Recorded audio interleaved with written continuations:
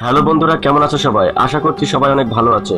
আর যারা আমার এই চ্যানেলটা এখনো সাবস্ক্রাইব করোনি তারা সাবস্ক্রাইব করে দিয়ে পাশে থাকা বেল আইকনের অল নোটিফিকেশন অন করে দাও এই চ্যানেলের আপডেট সকল ভিডিও সবার আগে পাওয়ার জন্য। তো শুরু করা যাক আজকের ভিডিও।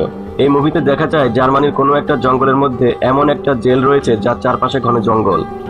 আর বহুদিন ধরে ৭৬ জন কয়েদি মাটি খুঁড়ে সুড়ঙ্গ করে এখান থেকে পালানোর জন্য একটি প্ল্যান বের করছে, যা ছিল খুবই ভয়ঙ্কর পরিকল্পনা। ওরা সবাই একসাথে পালাবে, কিন্তু তিনটি সুড়ঙ্গ আলাদা আলাদা নামে কেন তৈরি করলো আর কিভাবে বা পেলো সেসব সুড়ঙ্গ বানানোর জন্য যন্ত্রপাতি, তার সবই থাকছে এই গল্পে। আজ পর্যন্ত যতগুলো জেল পালানোর ইতিহাস রয়েছে সেখানে দেখা যায় কোনো না কোনোভাবে তারা পালিয়ে যেতে পেরেছিল, কিন্তু এই বাস্তব ঘটনাতে এই জেল থেকে পালানোটা খুব একটা সহজ ছিল না। মুভি শুরু হয় সাল 1942 জার্মানির কোনো একটি জায়গা থেকে। যখন দ্বিতীয় বিশ্বযুদ্ধ চলছিল তখন জার্মানির কোনো একটা জায়গায় 250 জন বন্দীকে ট্রাকে করে আনা হয় একটি জেলখানায়। আর এইসব কয়েদিদের দেখাশোনার দায়িত্বে যিনি ছিলেন তার নাম হচ্ছে কর্নেল ভন লুকার। জানা যায় এই 250 জন এলিয়েট ফোর্সের সৈনিক। আমরা আগে জেনে নেই এলাইট ফোর্স কাকে বলে। দ্বিতীয় বিশ্বযুদ্ধের সময় ব্রিটেন, আমেরিকা, সোভিয়েত ইউনিয়ন এবং চায়না সবাই মিলে একটি দল তৈরি করেছিল যার নাম ছিল এলাইট ফোর্স।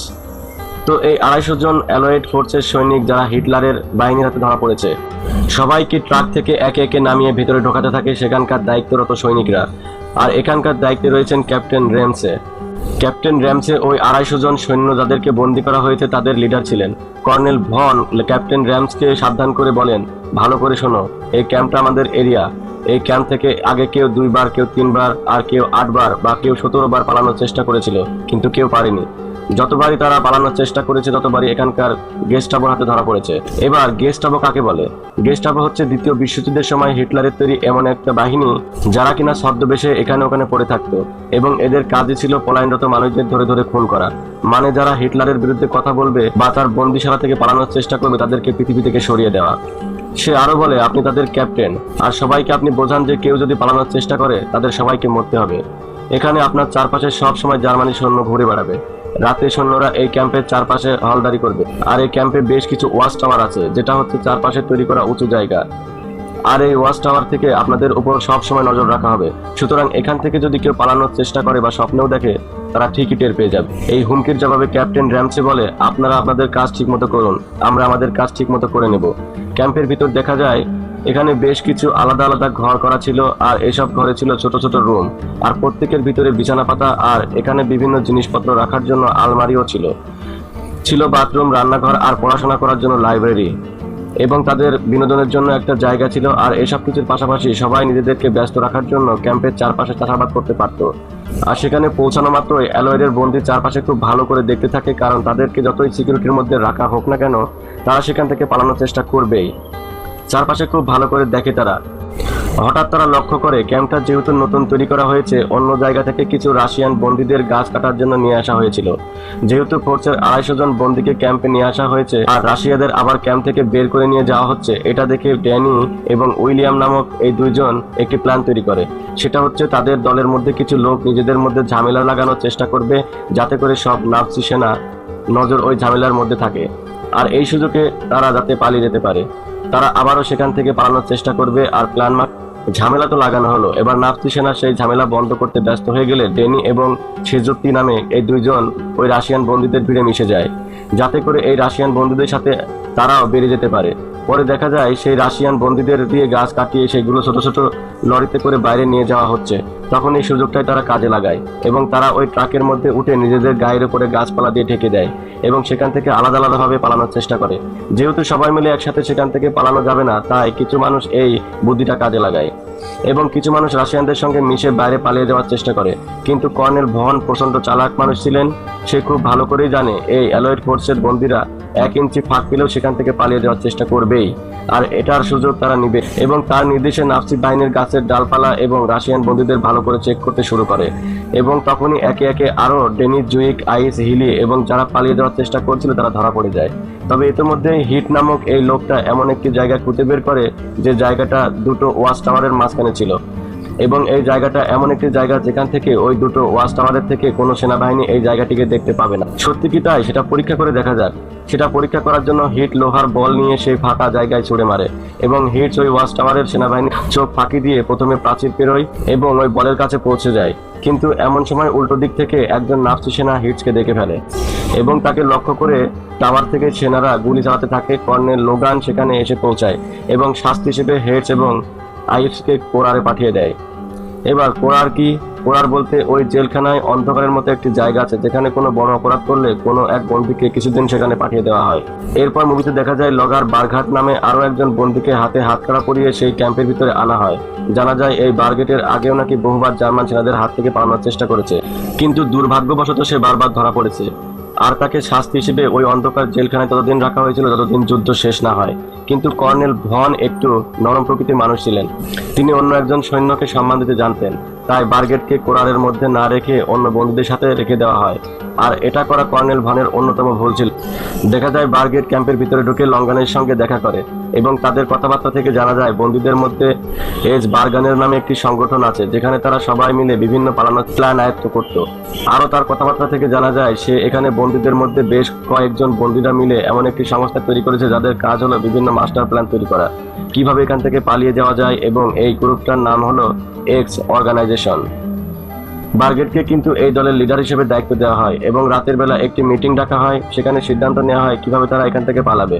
বারগেট বলে, এতদিন পর্যন্ত যতগুলো পালানোর প্ল্যান তৈরি করা হয়েছে সবগুলো জার্মানদের বিরুদ্ধে ছিল, কিন্তু এবার আমরা আলাদা কিছু করতে চলেছি। প্রথমত, জার্মানরা যা চায় সেটাই করতে হবে। ওরা চায় আমরা ক্যাম্পের মধ্যে চুপচাপ পড়ে থাকি, আর আমরা সেটাই করব, যাতে করে তাদের আমাদের উপর কোনো সন্দেহ না হয়। এভাবে কিছুদিন যাওয়ার পর যখন জার্মান সেনাদের আমাদের উপর বিশ্বাস তৈরি হয়ে যাবে যে আমরা কোনো পালানোর প্ল্যান করছি না, তখনই আমরা পালাবো। আর আমরা এই জেল থেকে পালানোর জন্য 3টা সুড়ঙ্গ তৈরি করব এবং এই 3টা সুড়ঙ্গের আলাদা আলাদা নাম দেওয়া হবে, টম, স্ট্রিক অ্যান্ড হ্যারি। এই ক্যাম্পে যে ঘরগুলো বন্দীদের জন্য তৈরি করা হয়েছিল এই ঘরগুলোর আলাদা আলাদা নাম্বার ছিল। ভন নামে যে সুড়ঙ্গ খোঁড়া হবে সেটা 104 নম্বর রুম থেকে, আর স্ট্রিক নামে যে সুড়ঙ্গ খোঁড়া হবে সেটা রান্নাঘর থেকে উত্তর দিকে, এবং হেনরি নামে যে সুড়ঙ্গ খোঁড়া হবে সেটা 105 নম্বর ঘর থেকে পূর্ব দিকে। কিন্তু প্রশ্ন হলো, এই 3টা রুম থেকে কেন সুড়ঙ্গ খোঁড়ার সিদ্ধান্ত নেওয়া হলো? তার কারণ হলো এই রুম থেকে সুড়ঙ্গ খুঁড়লে একটু দূরে জঙ্গল পাওয়া যাবে এবং সেই সুড়ঙ্গ থেকে বেরানোর পর দ্রুত জঙ্গলে পালিয়ে যাওয়া যাবে। কিন্তু প্রশ্ন হলো 3টা সুড়ঙ্গ কেন? এই 3টা সুড়ঙ্গ এই জন্যই ছিল যেন নাৎসি সেনারা যদি কোনোভাবে কোনো একটি সুড়ঙ্গ ধরা পড়ে যায় তাহলে তারা আরো বাকি 2টা সুড়ঙ্গ পালানোর জন্য রেখে দিতে পারবে, আর এই সুযোগে তারা বাকি 2টো সুড়ঙ্গ ব্যবহার করে এখান থেকে পালাতে পারবে। আর তখন কারো মাথাতে আসবে না যে যেখানে একটি সুড়ঙ্গ খোঁড়ার চাপের ব্যাপার সেখানে 3টা সুড়ঙ্গ কিভাবে থাকতে পারে। কিন্তু মাথার ব্রেন ঘামানো শুধু এখানেই শেষ ছিল না, এটা তো কেবল শুরু মাত্র। যেভাবে তারা সুড়ঙ্গগুলো তৈরি করে সত্যি অবাক হতে হয়। তারা পুরো 250 জনকে নিয়ে এখান থেকে বের হতে চায়, আর এখান থেকে বেরোনোর কিন্তু প্রচুর ঝামেলা, কারণ পুরো শহর জুড়ে হিটলারের নাৎসি বাহিনী টহলরত অবস্থায় ঘুরে বেড়াচ্ছে। সবার পরিচয়পত্র এবং আইডেন্টি কার্ড চেক করা হচ্ছে। সুতরাং এখান থেকে বেরোনোর আগে তাদের সবারই একটি করে আইডেন্টি কার্ড প্রয়োজন এবং কিছু জামা কাপড়ও দরকার। এটা সেই জামা কাপড় যেটা বন্দীদের থেকে সম্পূর্ণ আলাদা হবে, একদম সাধারণ মানুষের মতো। আর এর জন্য সবারই একটি করে জাল পরিচয়পত্র দরকার। এই 250 জন বন্দীদের মধ্যে যারা যে বিভাগে কাজ করতো, যেমন ডাক্তার বিভাগে কেউ ছিল, কেউ মেকানিক বিভাগে, আবার কেউ খোদাইয়ের কাজ করতো। যেমন সেনাবাহিনীতে বিভিন্ন রকমের বিভাগ থাকে, এসব বিভাগের সহযোগী হিসেবে এসব বন্দীরা কাজ করত। আর এদের মধ্যে থেকে জাল পরিচয়পত্র তৈরি করার দায়িত্ব দেওয়া হয় একজনকে। ড্যানি এবং ওয়েলি নামক ওই 2জন সুড়ঙ্গ তৈরি করার কাজে দায়িত্ব পায়। সুড়ঙ্গ যেহেতু মাটির অনেকটা নিচ দিয়ে হবে, তার ভিতরে যাতে অক্সিজেন অভাব না হয় সেটার খেয়াল রাখবে সুজেকে। হ্যান্ডের নামক এই লোকটি দেখা যায় সে ভালো চুরি চামারি করতে পারে, আর তাই তাদের দায়িত্ব দেওয়া হয় নাৎসি সেনাদের চোখ এড়িয়ে বিভিন্ন প্রয়োজনীয় জিনিসপত্র চুরি করে সে এখানে নিয়ে আসবে, যেটা দিয়ে সুড়ঙ্গ খোঁড়াই করা যাবে। আর তার যাতে চুরি করতে সুবিধা হয় তাই নিমো এবং হিন্স নামে এই 2জন বিভিন্ন ধরনের ঝগড়া ঝামেলা লাগিয়ে সেনাদের অন্যদিকে ব্যস্ত রাখবে। আর তার নামক এই ব্যক্তিকে দায়িত্ব দেওয়া হয় এই ক্যাম্পের কোথায় কি আছে সেটা অনুযায়ী ম্যাপ তৈরি করার জন্য এবং অন্যান্য তথ্য জোগাড় করার জন্য। তাদের কাছে জামা কাপড় বলতে আছে এই বন্দীদের ইউনিফর্ম, আর এইসব জামা কাপড় কেটে রং করে সম্পূর্ণ আলাদা ধরনের জামা কাপড় তৈরি করার দায়িত্ব দেয় গ্রাফিক্স নামক এই লোকটিকে, যাতে করে এই সুড়ঙ্গ থেকে বেরোনোর পর কোনো মানুষই বুঝতে না পারে যে এই জামা কাপড়গুলো বন্দীদের ছিল। ম্যাকডোনাল্ড নামক এই ব্যক্তির উপর দায়িত্ব দেওয়া হয় তিনি শত্রুপক্ষের সবার উপরে নজর রাখবে, যাতে নাৎসি সেনা তখন কি করছে না করছে সেটা তার সবসময় তদারকি করতে পারে, যাতে করে বন্দীদের সবাই সচেতন থাকতে পারে। এবার সবাই সবার দায়িত্ব অনুযায়ী কাজ করতে শুরু করে দেয়। কেউ নকল আইডি কার্ড তৈরি করবে, কেউ জামা কাপড় তৈরি করবে, কেউ সেনাবাহিনীদের আচরণের উপর নজর রাখবে, এবং শুরু হয় সুড়ঙ্গ খোঁড়ার কাজ। এবার সিমেন্ট দিয়ে তৈরি করা মেঝেটিতে গর্ত করতে গেলে তো আওয়াজ হবে, আর সেই আওয়াজ নাৎসি সেনাবাহিনী টের পেয়ে যাবে ভেতরে কিছু একটা হচ্ছে। আর তাই কেবিস আরো কিছু লোকজনদের একসাথে জোগাড় করে জোরে জোরে গান গাইতে শুরু করে, যেন ভেতরের শব্দ বাইরে থেকে না শোনা যায়। এবং সুড়ঙ্গ খোঁড়ার জন্য যে আওয়াজ হচ্ছিল সেই আওয়াজের তালে তালে তাল মিলে তারা গান গাইতে থাকে। এবং এরপর যদি জার্মান সেনাদের কানে সুড়ঙ্গ খোঁড়ার আওয়াজ যায়, তাই তারা কি করে, কিছু বন্দি মিলে লোহার কিছু বড় বড় দণ্ড মাটিতে পোতার চেষ্টা করে, যাতে কোনোভাবেই ভেতরের আওয়াজ বাইরে শোনা না যায়। এর ফলে ভেতরে কি হচ্ছে নাৎসি সেনা সেটা কিছুই বুঝতে পারে না। এবং রাতের বেলা যখন নাৎসি সেনা এইসব রুম চেক করতে আসে, তখন তারা একে অপরকে সিগন্যাল দিয়ে সাবধান করে দিত। তখন সবাই আগের মতো করে যে যার জায়গায় ফিরে যেত। অন্যদিকে দেখা যায় হিংস এবং আইস কোরার থেকে বেরিয়ে এসেছে অনেকদিন পর, মানে সেই অন্ধকার জেল থেকে। তাদেরকে দেখে বার্গেট বলে, দেখো হিংস, আমরা এখান থেকে পালানোর একটা বুদ্ধি খুঁজে বের করেছি। যেখানে আমরা 3টা সুড়ঙ্গ খোদাই করেছি, এই সুড়ঙ্গগুলো বাইরের ওই জঙ্গলে গিয়ে মিশে যাবে। আর এই সুড়ঙ্গগুলো ঠিকঠাক হয়ে গেলে আমরা এই 250 জন মিলে এখান থেকে পালিয়ে যাব। আর এখান থেকে বেরোনোর পর কেউ ট্রেন ধরে যাবে, আর কেউ নদীপথে যাবে, আর কেউ এদেশের সাধারণ মানুষের সাথে মিশে যাবে, আবার কেউ বিমানে করে অন্য দেশে চলে যাবে। কিন্তু সব থেকে বড় সমস্যা হলো এই ক্যাম্পের জঙ্গলের পর কি আছে আমরা তা কেউ জানি না, কারণ আমরা কেউ এই শহরে আগে আসিনি। সুতরাং এই ক্যাম্পের বাইরের জঙ্গলের পর কি আছে আমাদের সবারই অজানা। আর এসবের জন্য আমাদের কিছু তথ্য চাই, যেমন এখান থেকে শহরে যেতে কতক্ষণ লাগবে, রেল স্টেশনই বা কোথায়, এবং বিমানবন্দরই বা কোথায়, এবং রাস্তার কোথায় কোথায় পুলিশ পাহারা আছে। আমার একটা প্রবোধ আছে তোমার কাছে। আর তুমি যদি এই বাউন্ডারির বেড়াজাল কেটে বাইরে যে সমস্ত খবর নিয়ে আবার ধরা দিয়ে ভেতরে আসো, তাহলে প্ল্যানটা সম্পূর্ণ সাকসেসফুল করা যাবে। তাহলে তোমার থেকে আমরা সবাই জানতে পারবো কোথায় কি করতে হবে। তখন হিংস বলে, এখান থেকে পালানোই খুবই কষ্টসাধ্য, আর একবার পালানোর পর কি আবার ধরা দিতে ফিরে আসতে চাইবে এখানে? তাই স্বাভাবিকভাবে হিংস রাজি হয় না। ওইদিকে সুড়ঙ্গ তৈরিও কিছুটা সমস্যা দেখা দেয়। মাটি খোঁড়ার পর সাপোর্টের অভাবে বারবার মাটিতে ধস নামতে থাকে। আর এই মাটির ধস আটকানোর জন্য একটি শক্ত কাঠামো তৈরি করার জন্য প্রচুর কাঠের দরকার ছিল। আর এই সুড়ঙ্গ তৈরি করতে গিয়ে প্রচুর মাটি বেরিয়েছে, সেগুলো ভেজা মাটি। আর এই ভেজা মাটি ক্যাম্পের আশেপাশে রাখলে নাৎসি সেনারা টের পেয়ে যাবে, তারা সন্দেহ করবে যে এটা কিভাবে আসলো। তাই তারা সিদ্ধান্ত নেয় ক্যাম্পের পাশে চাষযোগ্য জমির শুকনো মাটিতে এই ভেজা মাটি এমনভাবে মিশিয়ে দেওয়া হবে যাতে নাৎসি সেনা কিছুতেই বুঝতে না পারে এই মাটি কোত্থেকে এসেছে। তাই প্রথম সমস্যা মেটানোর জন্য খোঁজ নিয়ে দেখা যায় এই ক্যাম্পের অনেকগুলো ঘর খালি পড়ে রয়েছে, এবং সেই ক্যাম্পের ঘরগুলোতে কিছু শোবার খাট বাড়তি রয়েছে। ক্যাম্পের মেঝেগুলো সিমেন্টের হলেও দেওয়ালগুলো কিন্তু কাঠের ছিল। হেনরি ম্যাকডোনাল্ড এবং হিল্ড আর অন্যান্য মিলে এসব ফাঁকা ঘরের দেওয়াল এবং বাড়তি খাটগুলো ভেঙে প্রচুর কাঠ জোগাড় করে ফেলে। আর এই সুড়ঙ্গের মাটি ফেলার জন্য অ্যাস্টিভ পিট নামক এই লোকটি মোক্ষম বুদ্ধি দেয়। সে বলে যে একটা মোটা দড়ির দুই পাশে ব্যাগ লাগিয়ে তারা সবাই অল্প অল্প করে মাটি নিয়ে ওই চাষের জমিতে গিয়ে তাদের প্যান্টের ভিতর দিয়ে ফেলবে, যেন কেউ সন্দেহ না করতে পারে। এবং তাদের কাছে আরো একটি সমস্যা দেখা দিয়েছে, সেটা হচ্ছে তারা যখন ক্যাম্প থেকে পালিয়ে বাইরে সাধারণ মানুষের সঙ্গে মিশে থাকবে, তো সেই ক্ষেত্রে তাদের নকল পরিচয়পত্র দরকার। এবং এই নকল পরিচয়পত্র তৈরি করার জন্য একটি আসল পরিচয়পত্র দরকার, যেটার সাহায্যে কলিং এবং তার লোকজন নকল পরিচয়পত্র তৈরি করতে পারবে। কারণ তারা তো জানে না এদেশের মানুষের পরিচয়পত্র আসলে কেমন কাগজ দিয়ে তৈরি, আর সেগুলো দেখতেই বা কেমন। আর তাই যে কোনো একজন নাগরিকের আসল পরিচয়পত্র চুরি করতে হবে। আর এটা করার জন্য তারা একটা নাপসি বোকাশোকা সেনাকে পটিয়ে ভুলভাল বুঝিয়ে নিজের ঘরে নিয়ে আসে, এবং তারপর তারা তার মানিব্যাগটা চুরি করে নেয়। তার মানিব্যাগের মধ্যে পরিচয়পত্র সহ আরো অনেক গুরুত্বপূর্ণ নথি ছিল। এগুলো দেখে জাল কাগজপত্র তৈরি করতে শুরু করে দেয় কলিং। এরপরে তাদের মধ্যে যে 3টা সুড়ঙ্গ তৈরি করার সিদ্ধান্ত হয়েছিল, তখন তারা টম নামক সুড়ঙ্গটি তৈরি করার জন্য উঠে পড়ে লাগে। কারণ সামনে আমাবস্যার রাত, যখন বাইরে ঘন কালো অন্ধকার থাকবে, ঠিক তখনই তারা এই টম নামক সুড়ঙ্গ দিয়ে পালানোর চেষ্টা করবে। কিন্তু তাদের কপালে দুঃখ লেখা ছিল। একদিন কিছু নাপসি সেনা তাদের রুমে ঢুকে চেক করতে শুরু করে দেয়, এবং তারা টম নামক ওই সুড়ঙ্গটি খুঁজে পেয়ে যায়। এটা শোনার পর আইস মানসিকভাবে প্রচন্ড ভেঙে পড়ে, এবং সে এতটাই ভেঙে পড়েছে যে সে নিজেকে সামলাতে না পেরে দৌড়ে গিয়ে ক্যাম্পের কাঁটাতার ভেদ করে পালানোর চেষ্টা করে। এবং তখনই ওই ওয়াচ টাওয়ার থেকে নাপসি সেনাদের গুলিতে সে মারা যায়। নিজের দলের একজনকে শত্রুদের গুলিতে মরতে দেখে হিংস ঠিক করে যে বাটলেটের দেওয়া প্রস্তাবে বেড়াজাল কেটে কোনো রকম এখান থেকে সে পালাবে, এবং বাইরে গিয়ে এই শহরের কোথায় কি আছে না আছে সবকিছু দেখে সেখানে আবার ফিরে আসবে, যাতে এই ক্যাম্পের সব মানুষগুলো সবাই পালাতে পারে। কারণ সে বুঝতে পেরে গেছে এই বন্দি জীবন থাকা পুরোপুরি মৃত্যুর সমান। হয় সে মরবে, না হয় সে সবাইকে বাঁচাবে। এবং পরের দিন সে ঠিকই ক্যাম্পের বেড়াজাল কেটে পালায়, এবং বাকিরা দিন রাত ভরে দ্বিতীয় সুড়ঙ্গ করার কাজ শুরু করে দেয়। ডিক আর হ্যারি এই দুটো সুড়ঙ্গ করার কাজ পুরোপুরিভাবে করতে থাকে। এবং যখন জাল কাগজপত্র তৈরি করার কাজ শেষের দিকে, তখন কলিং এর চোখে অনেকটা সমস্যা দেখা দেয়, এবং একসময় সে চোখে দেখার ক্ষমতা পুরোপুরি হারিয়ে ফেলে। ওদিকে হ্যারি নামক সুড়ঙ্গটি খোঁড়ার কাজ প্রায় শেষের দিকে এবং পরের অমাবস্যার রাতে তারা সেখান থেকে পালিয়ে যাওয়ার চেষ্টা করবে। এবং একটা সময় দেখা যায় হিংসার কথা মতো বাইরে যাওয়ার পর সব তথ্য নিয়ে এসে আবার নাৎসি সেনাদের হাতে ধরা দিয়ে ক্যাম্পে ফিরে আসে এবং সে বাইরে থেকে ফিরে এসে বার্টলেটকে সবকিছু জানায় এবং দেখতে দেখতে একদিন সে অমাবস্যার রাত চলে আসে। তারা এতদিনের প্ল্যানকে আজকে বাস্তবে কাজে লাগাতে যাচ্ছে। হ্যারি নামক সুড়ঙ্গ দিয়ে তারা সবাই বাইরে বেরোবে। হ্যারি নামক সুড়ঙ্গটিকে সাপোর্ট দেওয়ার জন্য একটি শক্তপোক্ত কাঠের সাপোর্ট তৈরি করা হয়েছে এবং সুড়ঙ্গ দিয়ে সহজে যাতায়াত করার জন্য কাঠের কয়েকটি ট্রেসারের মতো গাড়ি বানানো হয়েছে এবং সেটা সমানভাবে নিয়ে যাওয়ার জন্য লোহা দিয়ে তৈরি করা হয়েছিল দুইটা লাইন, যেমনটা দেখতে ঠিক রেল লাইনের মতো। এবং সুড়ঙ্গের মধ্যে যাতে কারো নিঃশ্বাস প্রশ্বাসের সমস্যা না হয় সেজন্য সেখানে বসানো হয় একটি এয়ার পাম্প। এই এয়ার পাম্প বহু নিচের সুড়ঙ্গের মধ্যে অক্সিজেনের ভারসাম্য বজায় রাখছিল। এরপর সবাই একসময় বেরিয়ে যাওয়ার জন্য প্রস্তুত হয়ে যায়। বার্টলেটকে দিয়ে শুরু করে একে একে সবাই কাঠের পাটাতনের উপর শুয়ে পড়ে। এবার ধীরে ধীরে সবাই সুড়ঙ্গের শেষ প্রান্তে জমা হতে থাকে এবং শেষ প্রান্তে আছে একটি গর্ত যেটা দিয়ে সবাইকে বের হতে হবে। কিন্তু এখানে আবার একটা সমস্যা দেখা দেয়। হিং প্রথমে বেরিয়ে দেখে সুড়ঙ্গের মুখটি এমন একটি জায়গায় করা হয়েছে যেখান থেকে জঙ্গলের দূরত্ব একটু বেশি, মানে তাদের ম্যাপের মাপে একটু সমস্যা হয়েছে। সুতরাং এই সুড়ঙ্গ থেকে বেরোনোর পর 20 ফুট দৌড়ে এসে জঙ্গলে পৌঁছাতে হবে।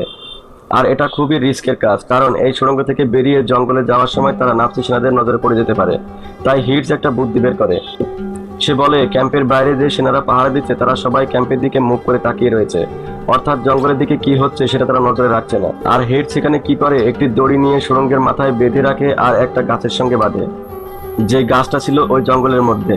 হিট সুবিধা মতো সে ওই জঙ্গল থেকে দড়িতে টান দিয়ে সুড়ঙ্গের লোকজনদের বাইরে পরিবেশটা জানাবে। আর বাইরে থেকে কেউ যদি লক্ষ্য না করে যে সেনাবাহিনীদের লক্ষ্য ক্যাম্পের দিকে না জঙ্গলের দিকে, তাহলে তারা কিভাবে বেরোবে। এরপর এখান থেকে বেরোনোর পর যে যার মতো কেউ রেল স্টেশনে, কেউ সাধারণ মানুষের মধ্যে, কেউ বিমানবন্দরে চলে যাবে। এরপর হিংসের প্ল্যান মাফিক কয়েকজন বাইরে বের হতে পারে আর তখনই অ্যালয়েড ফোর্সের একটি যুদ্ধ বিমান এসে জার্মান সেনাদের সেই জায়গাটায় হামলা করে। আর ঠিক এই সময় ক্যাম্পের সমস্ত আলো নিভিয়ে দেওয়া হয় যাতে অ্যালয়েড ফোর্সের লোকজন বুঝতে না পারে ক্যাম্পের লোকেশনটা আসলে কোথায়, কারণ উপর থেকে কোনো আলো দেখতে পেলে শত্রুপক্ষ সেখানে হামলা করবে। আর এই সুযোগে এই সমস্ত বন্দীরা ওই সুড়ঙ্গ দিয়ে বেরিয়ে যায়। আর এটাই ছিল তাদের কাছে একটা মোক্ষম সময়। আর কেভিন ডিস তাড়াহুড়া করে সেখান থেকে বেরিয়ে আসতে গিয়ে হোঁচট খেয়ে পড়ে যায় আর মারাত্মক আওয়াজ পেয়ে নাৎসি সেনারা সেখানে সতর্ক হয়ে যায়। আর এরই মধ্যে শত্রুপক্ষের যুদ্ধ বিমান চলে যাওয়াতে আবার চারিদিকে আলো জ্বলে ওঠে। নাৎসি সেনারা জঙ্গলের দিকটা খুব ভালো করে খুঁজে দেখতে এলে হ্যান্স কেবিন যেমনি ভাবে ছিল ঘাপটি মেরে পড়ে থাকে। পরে কিছু না পেয়ে নাৎসি সেনারা ফিরে চলে যাচ্ছিল। এমন সময় সুড়ঙ্গের মধ্যে থেকে আরেকজন হিংস থেকে কোনো সিগন্যাল না পেয়ে উতলা হয়ে বাইরে বেরিয়ে আসে আর নাৎসি সেনাদের নজরে পড়ে যায়। ক্যাভেন্ডিশ এবং হিট সেখান থেকে কোনো মতে পালাতে পারলেও সুড়ঙ্গের মধ্যে থাকা সমস্ত বন্দী এবং সুড়ঙ্গের সমস্ত প্ল্যান নাৎসি সেনারা বুঝতে পেরে যায়। পরে বাকি আর কেউই ক্যাম্প থেকে বেরোতে পারে না এবং এই নাৎসি সেনারা পরে বুঝতে পারে যে এই সুড়ঙ্গ দিয়ে 76 জন বন্দী পালিয়ে গেছে, কারণ হিসাব অনুযায়ী 76 জন কয়েদি কম ছিল। এবং যারা পালাতে পেরেছে তারা কেউ ট্রেনের মাধ্যমে অন্য জায়গায় যাওয়ার চেষ্টা করে এবং তারা রেল স্টেশনে আসে। তারা এমন ভাব করতে থাকে যে কেউ কাউকে চেনে না এবং তারা সাধারণ মানুষের মতো আচরণ করতে থাকে, কারণ বিপদ কিন্তু এখনো মাথার উপর থেকে যায়নি। এবং ট্রেনে আসার পর তারা সবাই আলাদা আলাদা কামরায় উঠে যায় এবং এতজন অ্যালয়েড বন্দী পালিয়ে যাওয়ার ঘটনা সব জায়গায় ছড়িয়ে পড়েছিল। সুতরাং হিটলারের সেনাবাহিনী ট্রেনের সবার পরিচয়পত্র চেক করা শুরু করে। এটা দেখে হেনরি এবং কলিন ট্রেনের পেছনের দিকে চলে যায় এবং ট্রেনটা মাঝ রাস্তায় আসলে কলিং, হ্যান্ডি এবং কার্ট ট্রেন থেকে লাফ দেয়। হেনরি এবং কলিং কেউই ভালো জার্মান ভাষা বলতে পারে না, আর তাই তাদের যদি গেস্টাবো এসে কোনো প্রশ্ন করতো তখন তারা উত্তর দিতে পারতো না। আর এই বিপদ এড়ানোর জন্য তারা ট্রেন থেকে লাফ দিয়েছে এবং তারা নাৎসি সেনাদের একটি যুদ্ধ বিমান খুঁজে পায় এবং সেটার দ্বারা তারা অন্য দেশে চলে যেতে থাকে। এবং যেতে যেতে হঠাৎ বিমানের ইঞ্জিন বন্ধ হয়ে যায়। বিপদ যেন তাদের থামছে। বিমানটা উপর থেকে নিচে এসে একটা গাছে ধাক্কা মারলে সেটাতে আগুন ধরে যায় এবং সেখান থেকে একটা সেনাবাহিনীর গুলিতে কলিং মারা যায় এবং হেনরিকে তারা বন্দী করে নেয়। এদিকে কেভিন্ডিশ একজন ট্রাক ড্রাইভারের কাছ থেকে লিফট চায় এবং দেখা যায় ওই ট্রাক ড্রাইভার গেস্টাবোরই একজন এবং সে নাৎসি বাহিনীর হয়ে কাজ করে। আগেই বলেছিলাম এসব গেস্টাবো বিভিন্ন ছদ্মবেশ ধরে বিভিন্ন পেশায় থাকে এবং প্রাণরত বন্দীদের ধরে খুন করে। তবে বার্লিন এবং আরো কয়েকজন মিলে তারা ট্রেনের লাস্ট স্টপেজ এসে নামতে পারে এবং দুর্ভাগ্যবশত সেখানে একজন গেস্টাবো সেনা পাহারারত থাকায় বার্লেট এবং ম্যাকডোনাল্ডকে চিনে ফেলে। পেছন থেকে ওই সেনাবাহিনীর সদস্য আসলে পিট এটা বুঝতে পেরে ওই গেস্টাবো কোনো সিদ্ধান্ত নেওয়ার আগেই তাকে তার বন্দুক দিয়ে গুলি করে মেরে ফেলে। এই ঘটনা দেখে সেখান থেকে ম্যাকডোনাল্ড এবং বার্লেট পালিয়ে গেলেও গেস্টাবোর গুলিতে অ্যাশলি সেখানে প্রাণ হারায়। যদিও একটা জায়গায় বার্লেট এবং ম্যাকডোনাল্ড বাস ধরতে গেলে সেখানে একজন গেস্টাবো অফিসার নিজের কথার দ্বারা তাদেরকে ফাঁসিয়ে বোঝায় যে সেও অ্যালয়েড ফোর্সের ওই পালানো বন্দীদের একজন, যে কিনা ক্যাম্প থেকে পালিয়েছে। এরপরে বার্নেট এবং ম্যাকডোনাল্ড পালানোর চেষ্টা করে, কিন্তু কিছু দূর আসার পরে গেস্টাপো তারপর তাদেরকে গ্রেফতার করে নেয়। এরপর দেখা যায় বার্লেট, ম্যাকডোনাল্ড, কেভিনডিশ সহ আরো 50 জনকে একটি ট্রাকে করে তুলে ক্যাম্পে ফিরে যাওয়ার নাম করে একটি শুনশান জায়গায় নিয়ে আসে এবং তাদেরকে ট্রাক থেকে নামায়, তাদেরকে একের পর এক গুলি করে মেরে ফেলে। পরে কেভিনডিশ অনেক কৌশল করে একজন গেস্টাপোর একটা বাইক চুরি করে এবং সেখান থেকে পালানোর চেষ্টা করে, কিন্তু গেস্টাপো আরো তাকে ফলো করতে শুরু করে। শেষমেশ কেভিনডিশকে গেস্টাপোর হাতে বন্দী হতে হয়। তবে ড্যানিয়েল এবং অয়েলি ধরা পড়েনি, কারণ তারা বাস স্ট্যান্ড বা বিমানবন্দরে না যেয়ে তারা নদীপথে একটা নৌকা জোগাড় করে পালানোর চেষ্টা করে। কিছুদিন এসে তারা সুইডেনে যাওয়ার একটি জাহাজ উঠে পড়ে। আর সুইডেনের দ্বিতীয় বিশ্বযুদ্ধের সময় একটা নিরপেক্ষ দেশ ছিল, কাজেই সুইডেনে একবার পৌঁছে যেতে পারলে তাদের আর কোনো চিন্তা নেই, জার্মানরা তাদের আর কিছুই করতে পারবেন। ওইদিকে প্রিন্স রেস্টার নামক একটা সংস্থা ছিল যারা হিটলারের পার্টির বিরুদ্ধে বিদ্রোহ করে, তারা তাদেরকে সাহায্য করত। আর এই মানুষদের সাহায্যে খেজুইককে দেখা যায় সে প্রথমে ফ্রান্সে যায় এবং সেখান থেকে সে স্পেনে চলে যায়। আর এদিকে ক্যাম্পে ফিরে আসার পর হেনরির বারবার মনে হতে থাকে এখান থেকে পালানোর জন্য এত বুদ্ধি, এত চেষ্টা, সবকিছুই বিফলে গেল। তাদের মিশন সম্পূর্ণভাবে সাকসেসফুল হলো না। তবে হ্যাঁ, এই চেষ্টার ফলে কয়েকজন পালাতে পেরেছিল। তো বন্ধুরা, কেমন লাগলো? আশা করি ভালো লেগেছে। ধন্যবাদ সবাই।